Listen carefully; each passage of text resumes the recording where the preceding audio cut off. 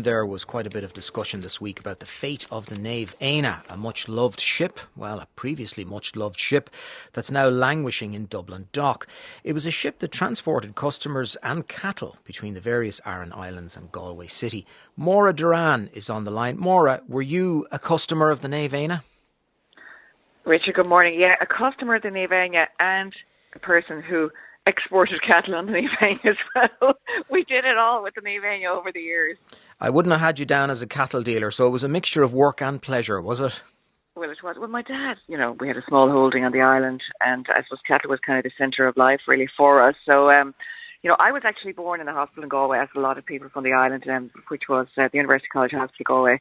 And I came back to the island as an infant on the Naomh Éanna with my mother. So that was my first start in life, was the Naomh Éanna, when I think about it. That's kind of, and my sisters as well. So it was part and parcel of our lives, all since I was a child.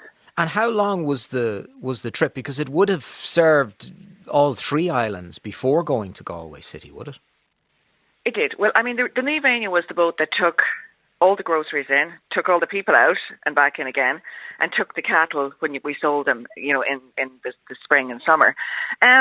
Basically, the Naomh Éanna was really the main kind of cargo passenger ship to the island when I was a child. I think 58 she started, and then was kind of there until the 80s. But I suppose my memories of the Naomh Éanna is you'd go on the boat, and if it was a quick trip, you're looking at 3 hours from Inishmore to Galway docks. Now, that was fast back in the day. But if you went by the islands, and that was often because they were either picking up cattle and sheep and stuff on the way, then you were looking at about 6 hours on the boat. And let me tell you, some of those crossings now, they're bittersweet, I have to say, because my memory is throwing up halfway for like 3 hours on the Naomh Éanna, downstairs in the whole, when we were down in the little, restaurant area and little area you'd sit in.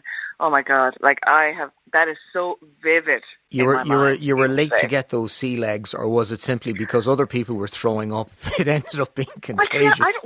It's ironic that I'm from an island and I've been on boats all my life and I have really bad sea legs. I just never developed them. But I think it's just so stuffy. You'd be downstairs. It wasn't a ship you could go upstairs and walk around on. You'd be downstairs. It was winter. There was a storm outside. Think about it, all squished. The heat, the smell of the diesel. It's now in my head so much. And it was all lovely beginning. We probably maybe had a chocolate bar as a treat on the way, and the next thing would be like, bleh. So those are my kind of memories of it as a little kid. You know the way it is when you're a child, all the travel is kind of you don't forget that too easily. What about the cattle? It must have been a very long day if you were actually bringing cattle all the way across. Oh yeah, it was. Actually, when I think about it now, you know the way sometimes it's only when I'm talking about this to you now, and it's so long ago, that it's almost like vivid again for the first time in 40 years, 30 years.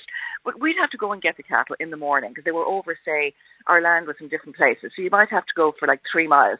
And then you'd have to get the cattle, you'd knock the wall like a gap, and then it would be complete drama. It was always drama.